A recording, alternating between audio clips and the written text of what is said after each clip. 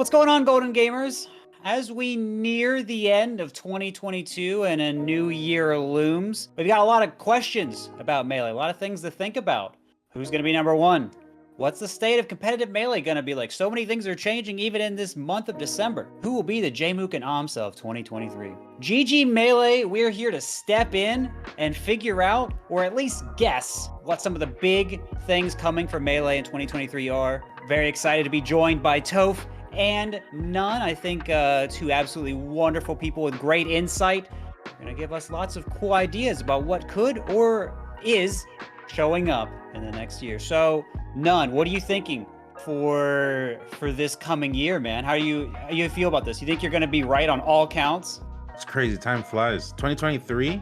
Next year, I think it's going to be another crazy year. This one's pretty crazy. The next one's going to be even crazier. I think there's a lot of energy that the players didn't spend in December, and I think what's the first event? Genesis.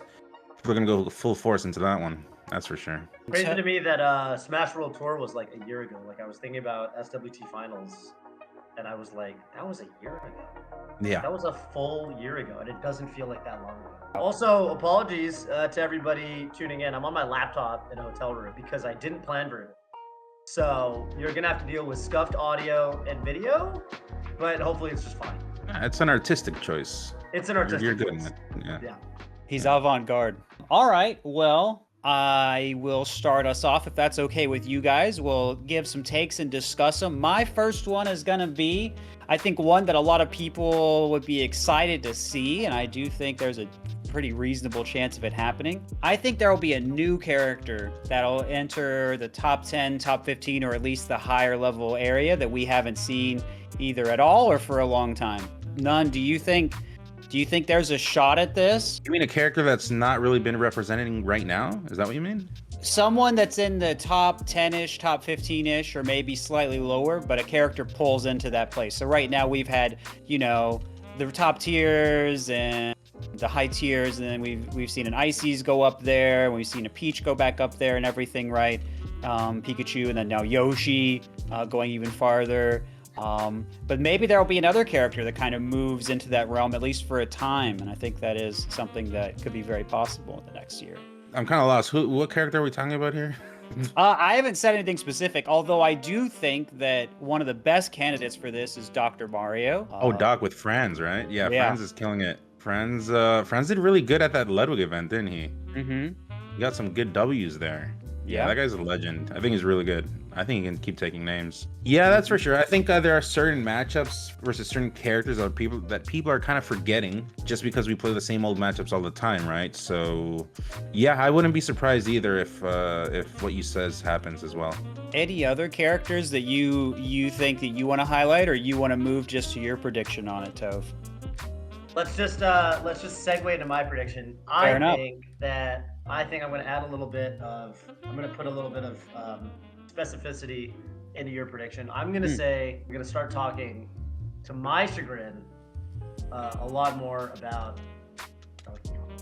I saw it on Twitter. I actually have to credit Andy Sinister for this one. He said 2023 is going to be a golden era of Donkey Kong. And you know what? I don't fully agree with his reasoning. I don't think ranked is going to be what does it, because I do ultimately think that if you have to play against a character, people are going to get better against that character. But I'm looking more at the way Ringler performed at main stage. Yes. Almost knocking Leffen into the losers bracket. Yes. I think Ringler's going to start ringling some people. Okay, he started going to events. I think we're going to see a lot more ringlings in our near future. Okay. Yeah. And I think DK could start actually turning into the kind of character where you look at maybe a slightly better version of this is like Ices with Slug, where Slug, it seems like Slug can beat anybody who doesn't play Puff or Peach, or Yoshi, I guess, right? And I think that, like, you look at Ringler, if Leffen didn't have a Pocket Cheek, maybe Leffen just loses that set. And so maybe Ringler can start picking up some wins on some top spacey players. That's my first prediction for 2020. As far as I'm concerned, Ringler beat him in a best of 3. I think the DK Discord very active. On the beginning of ranked, Akir actually. Wait, why do you know that? I just see clips of them on Twitter of coming up with stuff and talking about it. I'll see stuff that'll pop up on Reddit every so often. I don't see it for a lot of other characters, but DK, for whatever reason, I think there's one individual in particular, Mojo Monkey, who does a lot of labbing on all of that, and so we might be having a Chef Rockman phenomenon where there's someone that's who's just done a bunch of this stuff, and now all the DKs are eaten. I think also for the first day of ranked, Akir, the DK from Florida, was very high up early on. Yeah. And I think he's still, I think, and I'm not sure top 50 or not, but I think somewhere on the top 50 leaderboard. So still having a great presence. Did play a little bit of Marth, but mostly DK. Yeah, I mean, Rishi still has the DK throughout occasionally as well. So yeah, I'd say DK's in good shape. I'm certainly down to back that +1, that one, absolutely.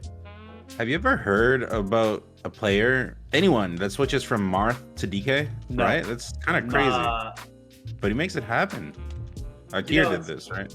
I remember in PM, people used to compare those characters a lot because they're the two. Because DK's got the Marth grab. DK's grab is pretty big in melee too, right? It's pretty big. It's decent, yeah. They have at least that in common. I will say that DK has always been one of those underrated characters. Back home, we had a really good DK. He was probably like the best at one point for a long time, and it came to a point where I couldn't beat him with Falcon, with my characters, Falcon, Ganon. I had to go like the weird ones, like Game & Watch, Mario, stuff like that. It was just very annoying. I think DK can make moves. I definitely do think that. Well, with that, what is your first prediction then? Yeah, DK. It has to be. There's no other character. No, you have to give a different prediction. Just for the sake of it? Sure, why not Ganon? I'll bring back Ganon next year. Oh, is that your prediction for 2023? Yeah, there you go. The return of Ganon. I'm throwing it out there. I gotta play more Ganon. I didn't play him at all last year. I played him for like a couple of games just to get rocked because he's rusty, right? Because I never play him. I gotta get him back. Now with ranked out and all that, it's good motivation, so. Do you think Ganon's gonna be up there? Do you think you use him less because like, I remember back in the day, you'd use him for Jigglypuff and for, let's say, Peach on Yoshi's. And do you think maybe it's just that those matchups have become a little bit more rare? For me specifically, it would be the controller crisis I'm going through, switching through fobs and all this. It's like, it's not like the same thing as sticking to, because his movement he's a weird character, you have to be very confident with him. And this jumping around is kind of like pushing me back all the time. But yeah, it's been hard. But once I find something good, I'm going to be pushing him more. Not on FD though. Never. That's a good idea. Yeah. Never ever. Do you think there are any other Ganons that'll make moves? Do you think there's a coming Ganon wave, or is it just the Nun Ganon is gonna lead the charge and all the Ganons will follow? I don't know, because it's interesting because you say Ganon and then everyone says he sucks. Ganon sucks. I don't think he's amazing. I don't think he's great, but I don't know. I know Mech's playing Ganon now. Really? Oh, I didn't know that. Yeah, I've always said Ganon's like a good character to like get better at kind of like Mario, I've always felt that way about the game. So he's playing Ganon to learn, or is he doing it for like a competitive reason, like to I haven't talked to him personally, but I did once upon a time tell him that he should play a little bit of Ganon and it'll like cross over to his Falcon. Wow. Yeah. Cool. Prediction round number 2. All right, so now I'm going to talk about, we'll do a little bit of ranking or tournament style prediction from me, and I'm going to say Cody, IBDW, is going to figure out Falco, at least for a time, and he's going to go on another dominant run like he did last summer. Cody, someone that I think puts a lot of work into matchups that gave him a lot of trouble. Of course, first with Marth. Took him a little bit, and then he got it sorted out. And then it seemed like he had Falco and a little bit of a setback, but now that he can kind of just go all in on Falco because he's gotten Fox sorted out, I think it's only a matter of time. So far as to say that this is like a lukewarm prediction. I don't even think that's a hot take. I think that's like, so to me, I can't even see a world. All right, fine. I'll enhance it. I'll enhance it. No. This to say I agree with you. I'm just saying it in a meme way, but I agree with you. I think that there's no world where Cody doesn't figure out Falcon. Like, even when I watch the games, a lot of the interactions, he clearly understands them very well, but like I think he narrowly outplayed pretty frequently by Mango in specific, and I don't even give him that much fault for it. I think that on any given day.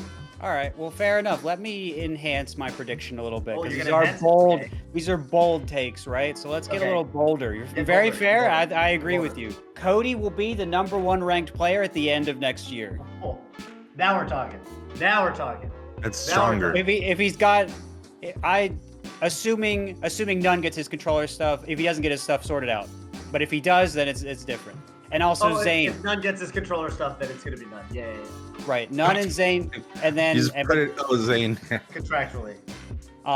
Yes, but obviously aside from that, again, this is bold. We're thinking, just all that kind of stuff. I'm into it. I mean, objectively speaking, IBW, I know he had a lot of personal circumstances this year, and he still did really, right? Right. So you just imagine, okay, you take that, remove the personal circumstances, he's already looking like he's right on the cusp. I think it's very reasonable to expect that he breaks through.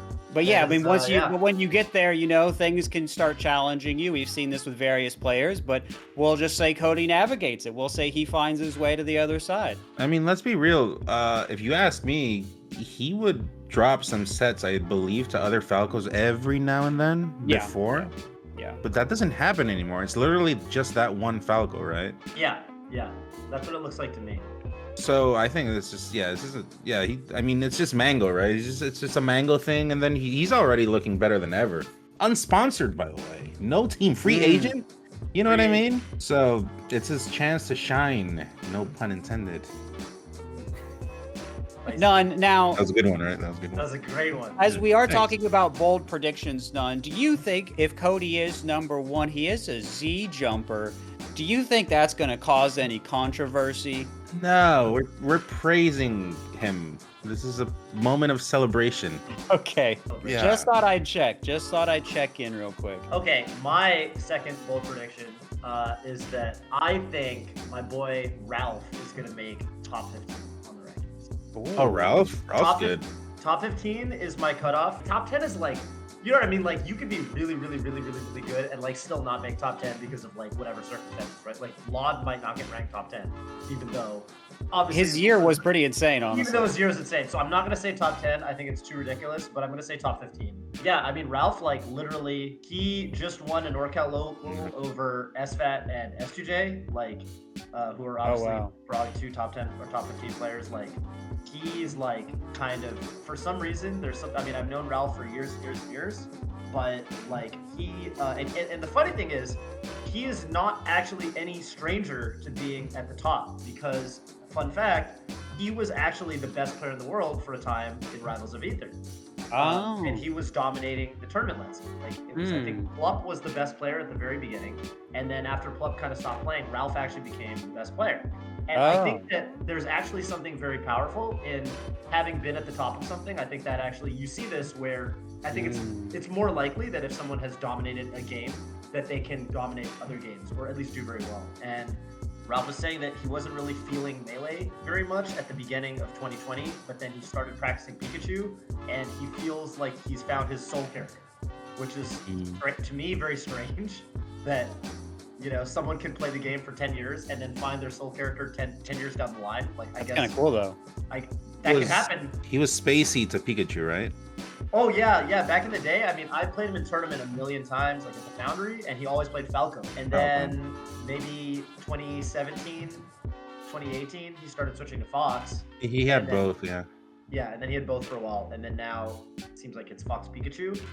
But I think that with his skill set, it looks like he might be able to break through to at least top 20. And my bold prediction is I'm going to even go so far as to say top 15 wouldn't be that much of a stretch. Yeah, I've seen him play. I mean, I don't remember if we've played in singles, but I see him play, and I can tell that he has really good game sense. So, I think he's very legit. Yeah, seems like a smart guy. I mean, the top 15 area is a crowded, tough area. It seems like things are getting a little harder for Pikachu with more of the Marths, especially working on the matchup. It'd be interesting to see what Peach does next year because, that might affect how Ralph's counterpick strategy goes between Fox and Pikachu and everything, and how much will his Fox be in practice enough to beat Peach specialists and that sort of stuff. Yeah, so it'll be interesting to see how that goes and how that sort of interacts with maybe like someone like Slug. Can his Fox handle that, or is he going to play Pikachu for that? And there's a lot of interesting questions that do surround that tier of player. But yeah, I mean, if I can tell his game sense is very good, and him being top in another game certainly, I think, bolsters that. But it's an interesting spot. I think he's climbed a lot this year, so no reason to think he couldn't do it. But whether he will, interesting question for sure. Don, what's your second prediction for 2023? I don't know, man. I can't read the future. But this guy has the reads. I'm still gonna root for the Falcons. Salt or Smack. They're gonna make waves, and they already made waves this year. They're gonna keep making waves, and they're gonna push 20-ish, something like that. I think they're doing really good. Really nice to see. It's refreshing. So yeah. I think we could end up having like 5 or 6 Falcons in the top 50. In fact, we're already pretty close to that, I guess, because I think I think so. Salt and Mac are pretty top 50. So yeah. But I mean, yeah, even like some of the other Falcons, like JoJo. Yeah, I think Falcon's an interesting character because I think he's kind of hard to succeed with at tournament at first, because he's got a lot of hard matchups, right? Like Fox is hard, Falco's hard, Sheik's hard. But I feel like Falcon players, like when you get good enough, there's like this little breakthrough you make where Falcon actually becomes a very stable and very reliable tournament character. And then but you have to like break through that. You have to break through that barrier of like, oh, these matchups suck. And once you break through that, like, you can actually do really well. Yeah, no, I don't know what character to switch to now. Everyone plays Falcon. That was the whole point of playing Falcon back in the day. There weren't that many. That's okay. They don't play Falcon like you do. That's true. They definitely don't play Falcon like you do. That's good. That's a good thing for them. Yeah. I'm happy for them.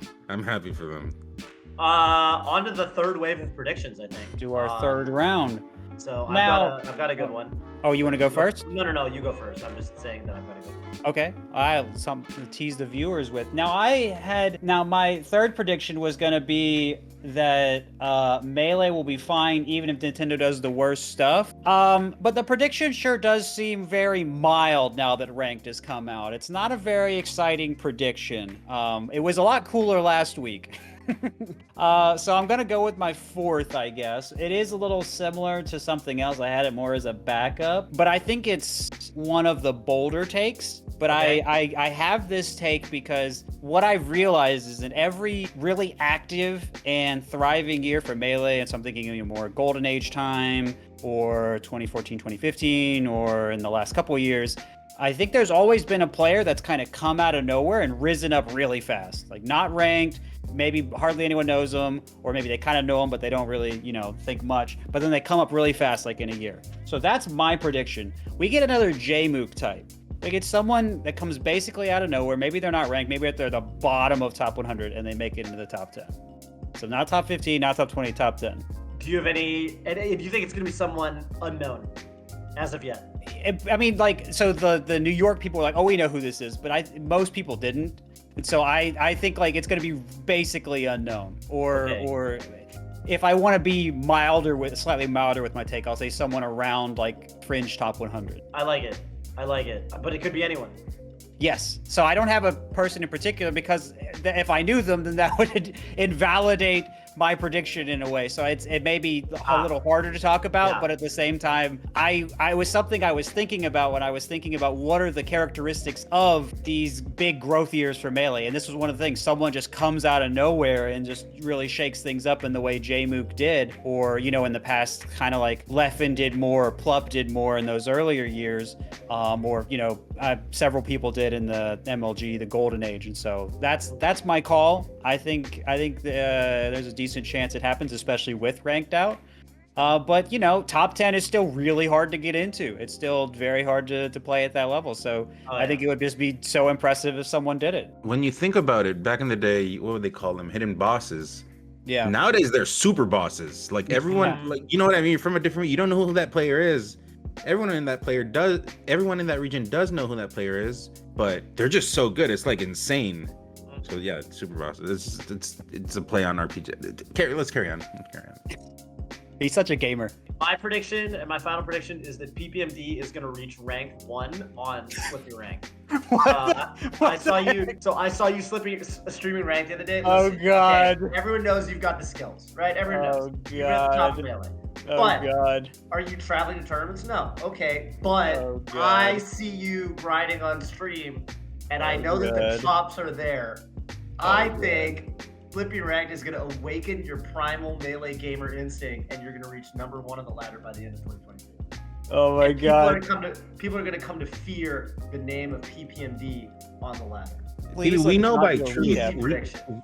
We know deep down that you're just not number 1 right now, out of decision, out of self-decision. Yeah, just that's because right. you don't want to, Yeah. Oh God. You're trying to share the spotlight To me, with the rest of us. Yeah. And let me guess, you're also going to say that clearly, because I've won Guardian Showdown twice and I have the Golden Gamer Goblet, that clearly this is proof that if I wanted to, I could do it, right? Just to add on, right? Of course. We didn't rig the Bowser Challenger.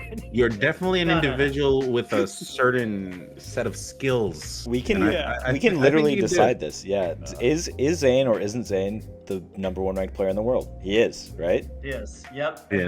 Does he have a winning record on recorded footage against Kevin PPMB Nanny? I don't believe so. No, he does not. Yeah. I mean, do you still have that video? I do. I was watching it in the office the other day.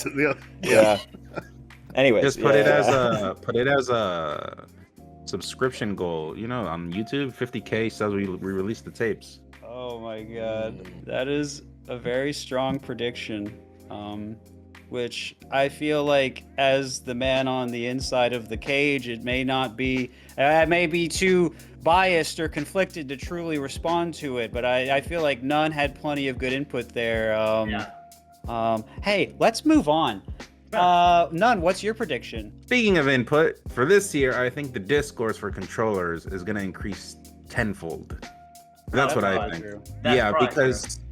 Because with ranked now and the competitive nature of how things are going to be. That's a good point.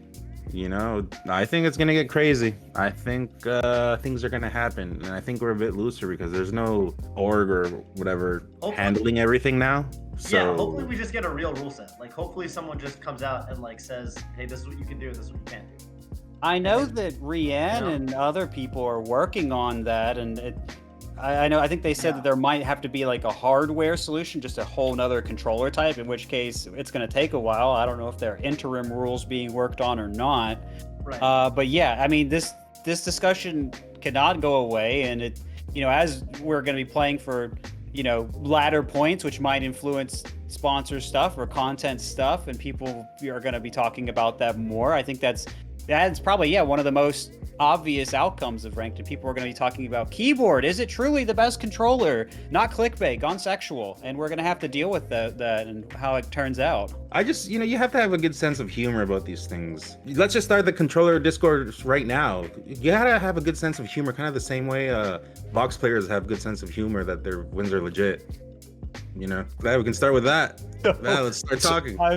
He is talking right now. Oh my God. I think whatever happens, it's about time TOs start to officially say a word on what the rules are, because I think it's gone far too long.